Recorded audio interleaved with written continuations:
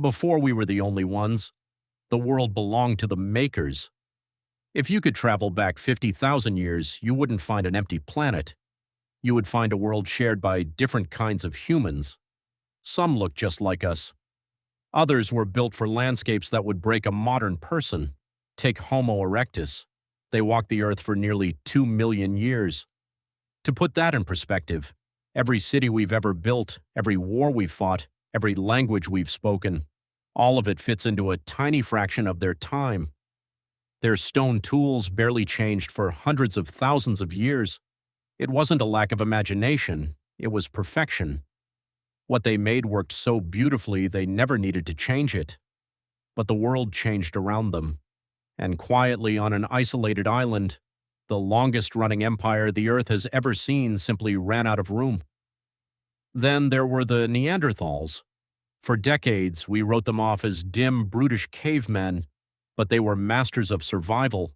They had brains slightly larger than ours, noses that warmed freezing air, and chests built like oak to trap heat. When Homo sapiens moved into their valleys, there was no grand apocalyptic war. For thousands of years, we lived side by side. We sat at the same hearths. We looked into each other's eyes and recognized a mind looking back. We didn't wipe them out. We absorbed them.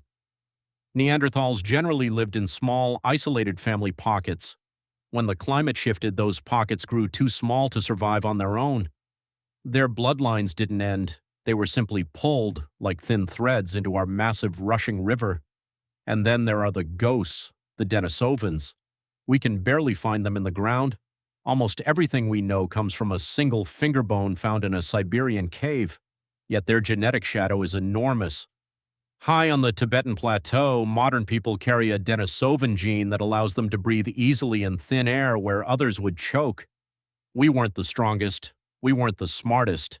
If you stranded a single modern human in an Ice Age blizzard or a prehistoric jungle, we would perish in days. Our secret wasn't individual genius, it was the web.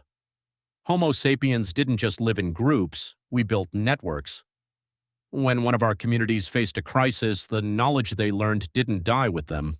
It traveled, it was traded, remembered, and passed across oceans and generations.